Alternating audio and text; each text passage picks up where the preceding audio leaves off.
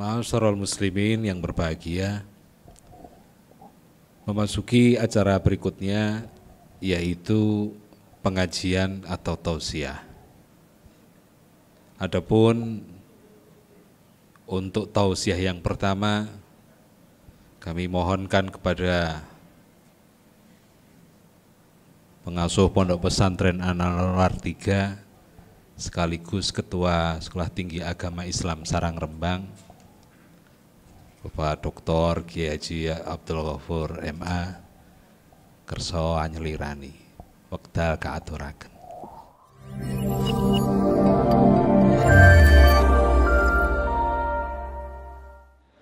Assalamualaikum warahmatullahi wabarakatuh. Bismillahirrahmanirrahim. Alhamdulillahirabbil alamin.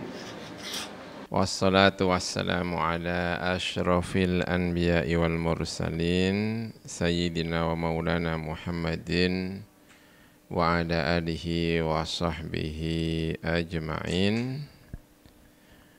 Qala Allah Ta'ala fi kitabihil karim, a'udzu billahi minasy syaithanir rajim. Innama yakhsyallaha min ibadihil ulama. Rabbi syrah li sadri wa yassir li amri wahlul 'uqdatam min lisani yafqahu qawli, amin. Amma ba'du. Yang terhormat para alim ulama, para kiai yang benar-benar saya hormati, keluarga besar Pondok Pesantren Ali Maksum Kerapiak Yogyakarta yang saya hormati,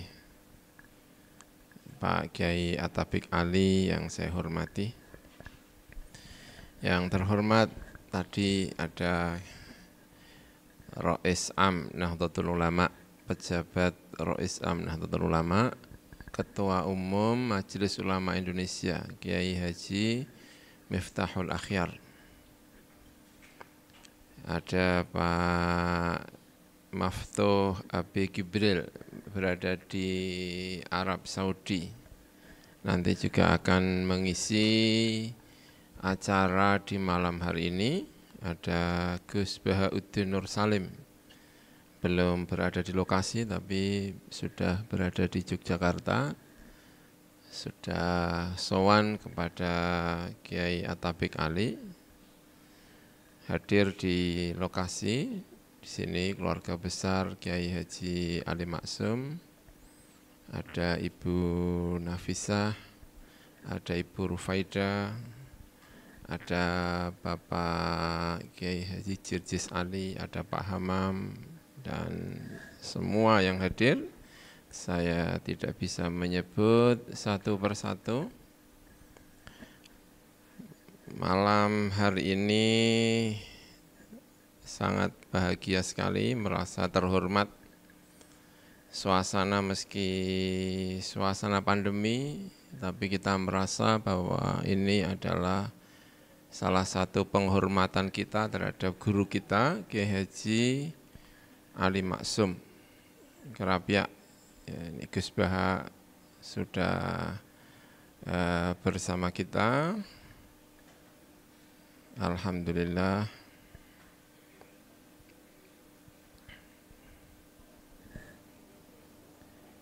Di layar juga ada tampak para alim ulama, para kiai-kiai, ya. Karena mengenang Mbah Ali Maksum ini memang mengenang para alim ulama.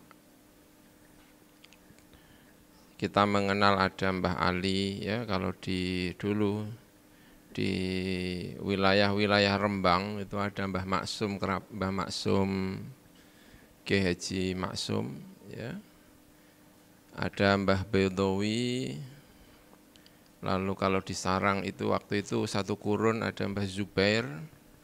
Lalu di Rembang ada Mbah Bishri Mustafa. Ini memang satu angkatan yang luar biasa, akrab sekali. Ada Mbah Bedowi, Mbah Maksum, Mbah Zubair di Sarang, lalu ada Mbah Kiai Bishri Mustafa. Ini satu angkatan yang luar biasa. Generasi di atasnya ada Mbah Khalil kalau di Rembang. ada Mbah Khalil Kasingan itu ya, ada Mbah Umar Harun kalau di sarangnya. Ini memang satu angkatan ya, masih ada satu angkatan yang pindah ke mana, Pasuruan, itu ada Kiai Haji Hamid Pasuruan. Ya, ini juga satu generasi yang luar biasa. Meski tidak seperti sekarang ada sarana medsos, sarana keterhubungan yang sangat mudah. Dulu sarananya tidak begitu gampang ya, agak sulit. Mungkin ketemu intensitas ketemunya, tapi secara ruhaniyah ini hubungan antara satu kiai dengan kiai itu saya merasakan yang sangat-sangat luar biasa ya. Saya juga punya seorang ibu ya, makanya saya merasa sangat terhormat pada malam hari ini. Apalagi tadi disebut adik ya, sama luar biasa ya. Sama Pak Kiai Atabik, ya Allah, saya merasa benar-benar terhormat. Saya punya ibu itu anak penjual cikalan. Tahu cikalan enggak ya? Cikalan itu klopo dipeceli, jelingi cikalan ya. Tahu cikalan? Di sini apa namanya? Cikalan ya. Klopo diiris-iris, dijual. Jelingnya apa, Gus? Cikalan ya, Gus ya. Mbah saya itu tukang cikalan, di rumah meceli kelapa, terus dibawa ke pasar dijual. Punya anak ibu saya itu dulu mondok pertama kali itu di Pacitan, tapi generasinya di bawahnya Mbah Ali. Kalau Mbah Ali itu kan kepada Kiai Dimyati, tapi kalau ibu saya ngajinya kepada Kiai Haris sama Kiai Habib. Jadi sama-sama di Pacitan, lumayan lah, satu alma mater dengan Mbah Ali. Saya itu ya, lama sekali di Pacitan itu. Saya pernah diajak ke Pacitan sama abah, sama ibu, karena ingin sowan kepada guru-gurunya. Karena guru dulu itu orang kiai-kiai itu kalau sowan, kalau sama hubungan dengan gurunya itu luar biasa. Datang ke sana itu ya untuk sowan. Saya disuruh tidur aja malam-malam, disuruh tidur di gardu penjaga itu.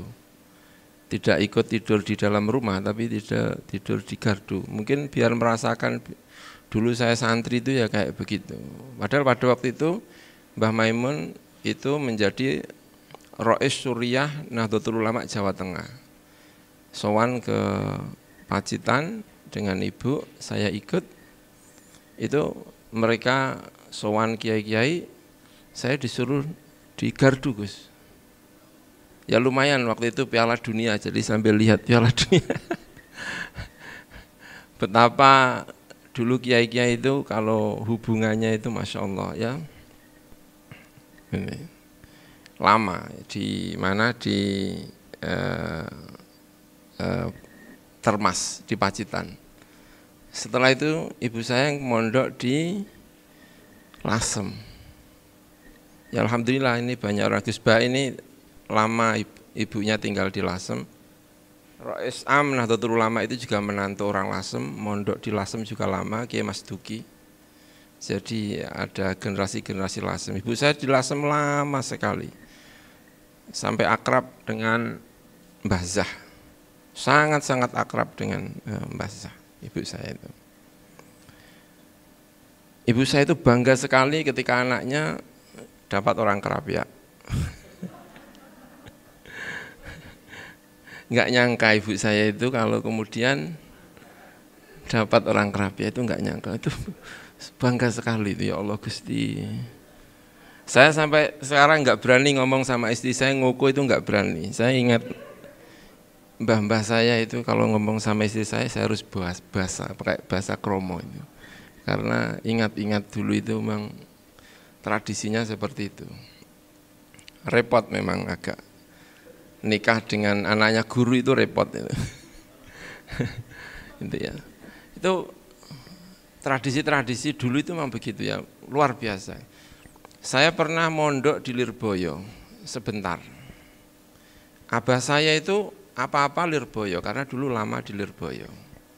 Waktu jadi Rois Surya, waktu jadi apa dulu sowannya ke Lirboyo karena mondoknya itu lama di Lirboyo. Lalu saya itu puasa di Lirboyo. Itu pesannya cuma satu. Nanti kalau kamu di Lirboyo yang penting itu ziarah guru-guru saya. Itu aja. Pokoknya ya tugas ke Lirboyo itu pokoknya kalau sudah ziarah guru ya udah selesai. Boyong sudah enggak apa-apa itu sudah ziarah. Betapa dulu hubungan antara murid dengan guru itu alaqahnya juga ini sangat-sangat kuat hubungan-hubungan ini ya.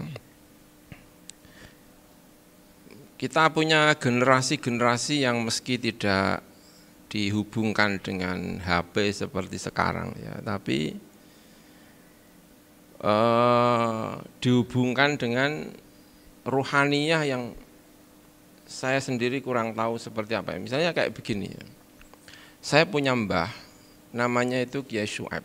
Kiai Syuaib itu terkenal wali di Sarang itu. Jadi di Sarang itu ada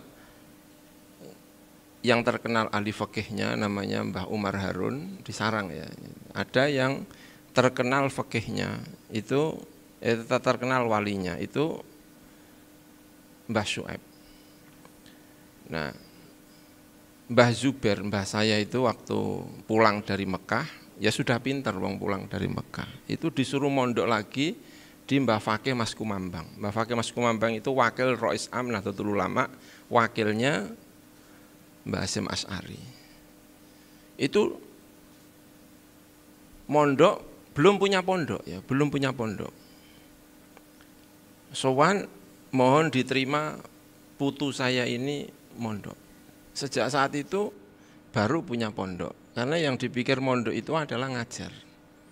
Sejak saat itu Mbah Fakih Mas Kumambang kemudian ngajar. Nah, di tengah-tengah mondok itu Mbah Zubair diusir sama kiainya itu. Boyong-boyong. Basul Masail hukumnya haram terus saya. Karena ayah saya itu, kakek saya itu hukumnya banyak haramnya itu tadi. Waktu di Basul Masail.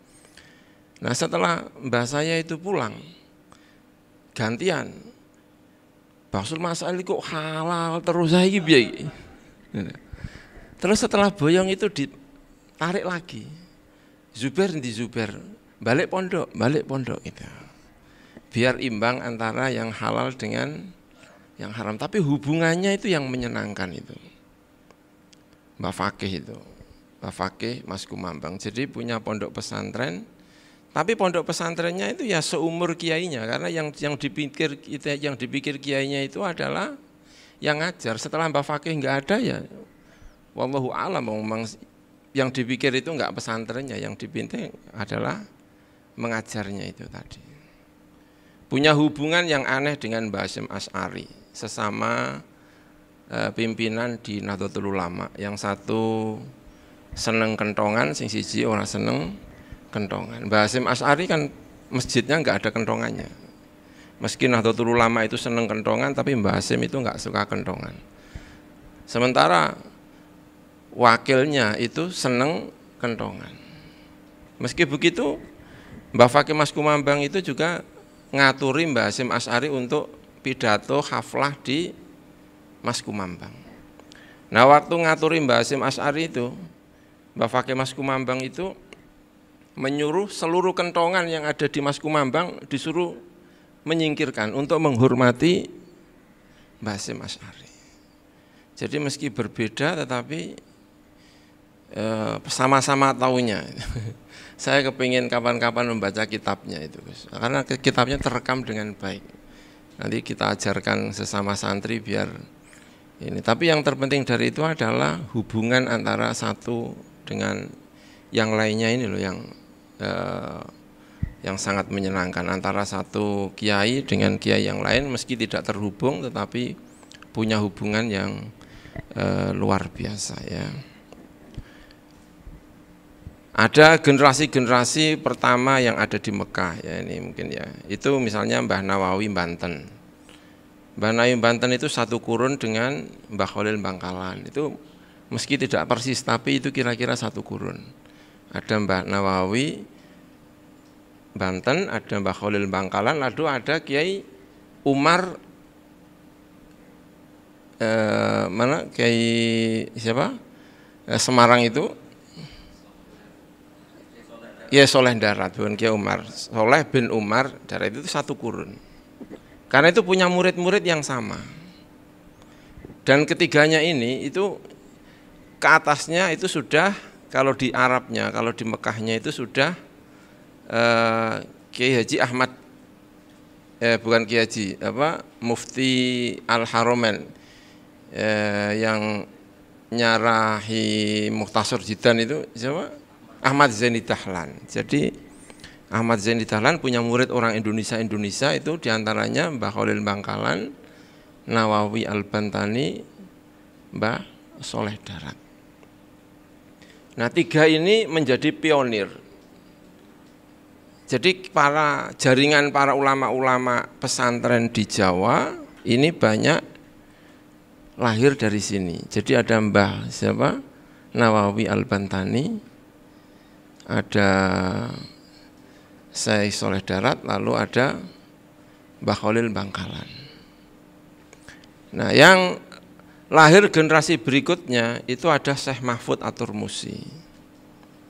Syekh Mahfud At-Turmusi. Mbah Hasyim Asy'ari itu datang ke Mekah. Mbah Hasyim Asy'ari datang ke Mekah itu, kalau saya yakin itu menangi Mbah Nawawi. Tapi murid paling utama dari Mbah Hasyim Asy'ari, guru paling utama itu adalah Syekh Mahfud At-Turmusi. Syekh Mahfud At-Turmusi. Nah, ada muridnya lagi seperti Kiai Ahmad Dahlan. Itu. Makanya sebetulnya kalau mau dilacak itu ya hubungannya antara Mbah Hasyim Asy'ari dengan Kiai Ahmad Dahlan, yang satu pendiri NU, yang satu pendiri Muhammadiyah, itu hubungannya sebetulnya itu sangat dekat. Kalau ada yang memisahkan itu sebetulnya situasi kemudian yang kemudian memisahkan antara keduanya. Nah, saya lacak Mbah Ali Maksum itu ketika di Mekah itu sudah tidak menangi Syekh Mahfud At-Turmusi, sudah tidak menangi.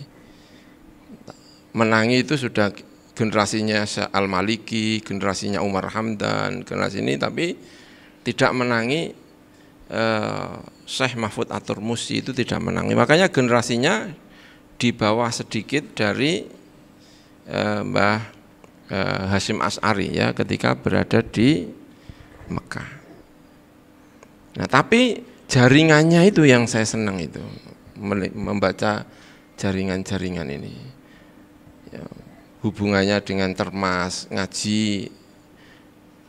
Saya baca umurnya 12 tahun ngaji ke Termas, ngaji kepada Syekh Dimyati. Dimyati punya kakak di mana, di Mekah, namanya Syekh Mahfud At-Turmusi. Karena itu Mbah Ali tetap kepengen ke sana walaupun ternyata tidak menangi Syekh Mahfud At-Turmusi. Tapi jaringan-jaringan itu yang perlu kita cari, itu melacak hubungan, terutama jaringan-jaringan ulama-ulama yang ada di Indonesia ini. Saya sedang mencari ya, misalnya gini, hubungan ulama-ulama itu ya. Di Sarang itu ada kiai namanya Umar Harun. Setelah ngaji pinter, ngaji di Solo, itu ngaji kepada Kiai Idris namanya. Namanya Kiai Idris. Saya baca, Kiai Idris itu ternyata akrab dengan Mbah Munawir. Gitu loh. Kiai Idris Solo. Kiai Idris Solo itu adalah mursyid Thariqah Sadiliyah. Tapi generasi berikutnya sudah enggak ada yang meneruskan Thariqah Sadiliyah. Karena itu di Solo Raya itu Thariqah Sadiliyah itu setengah kehilangan induk. Karena Mbah Idrisnya itu yang ini. Naik lagi itu ada namanya Kiai Zamakhsyari. Kiai Zamaksari itu datang dari Ponorogo Madiun, didatangkan oleh Hamengkubuwono. Bukan Hamengkubuwono, Pakubuwono PB.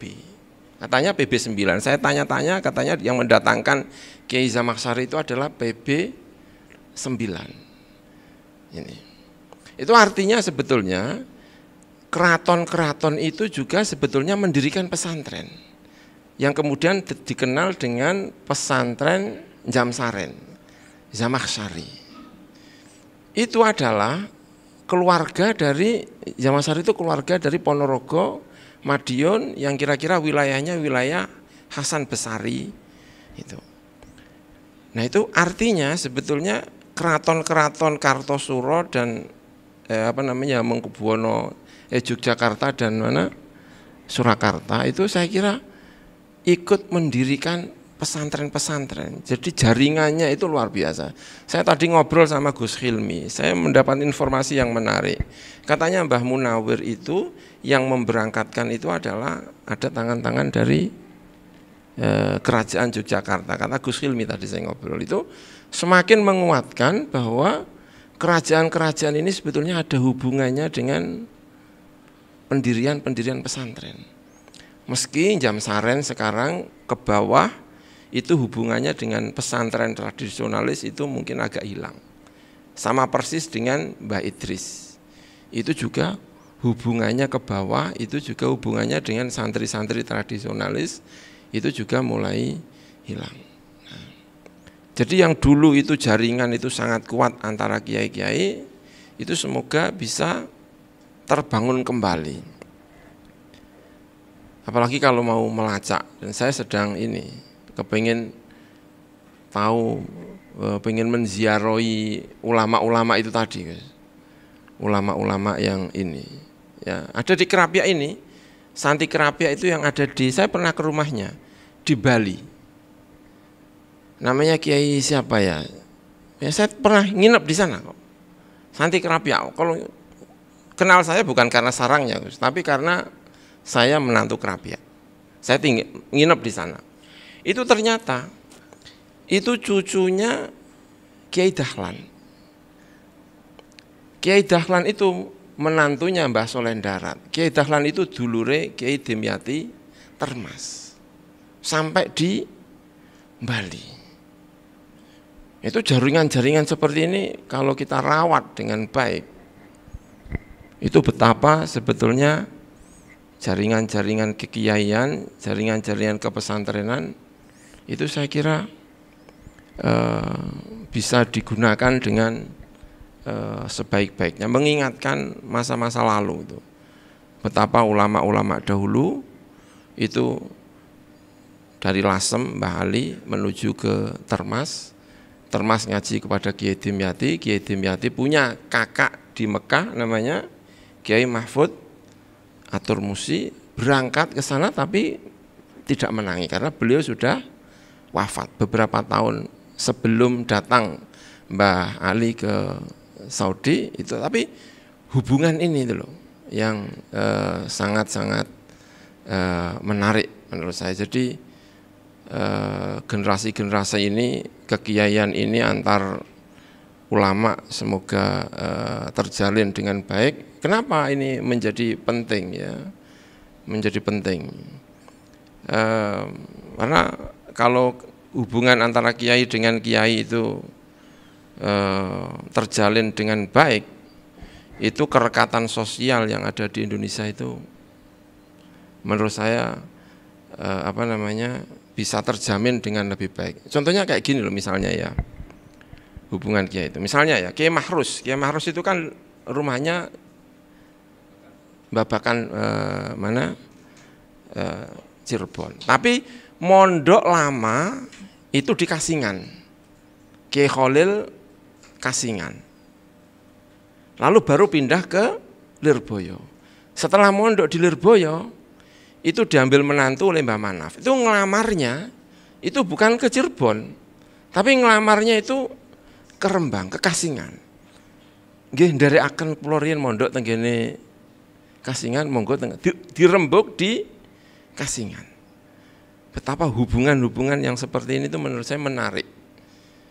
Atau kalau kiai-kiai antar kiai itu punya hubungan yang seperti ini, saya kira Jakarta tidak terlalu gaduh lah.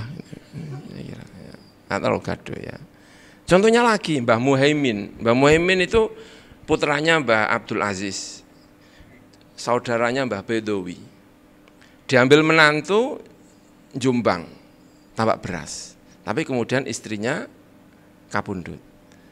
Lalu mau diambil menantu Tabuireng. Rembukan nikahnya, karena Mbah Muhaimin itu lama di Sarang, maka rembukan nikahnya itu bukan di Lasem tapi di Sarang. Karena lama mondok di Sarang. Jadi hubungan ini tuh masih terasa. Nah, ngandani ku rontok kepenak. Tadi ngobrol-ngobrol sama Gusmi, Gus Dur itu kalau agak nakal-nakal dikit karena punya hubungan yang baik dengan Mbah Ali, nggak usah ngandani Gus Dur, tapi cukup ngandani Mbah Ali sudah selesai. Karena ada ikatan-ikatan yang luar biasa. Itu saya contohkan tadi. Betapa ibu saya itu bangga sekali karena saya jadi menantu orang Krapia, karena dulunya mondok lama sekali di Lasem. Nah, hubungan-hubungan yang seperti ini itu kita rawat dengan sebaik-baiknya. Maka terima kasih malam ini saya merasa menjadi luar biasa karena dianggap adiknya Ki Atabek. Luar biasa ini. Terus ya. Para rawuh ingkang saestu kawula hormati, mbok menawi mekaten ingkang saged kawula aturaken, masih ada Abi Gibril, Yai Maftuh Abi Gibril, dan ada Gus Bahak. Mugi-mugi wonten manfaatipun. Wallahul muwaffiq ila aqwamit thoriq. Wassalamualaikum warahmatullahi wabarakatuh.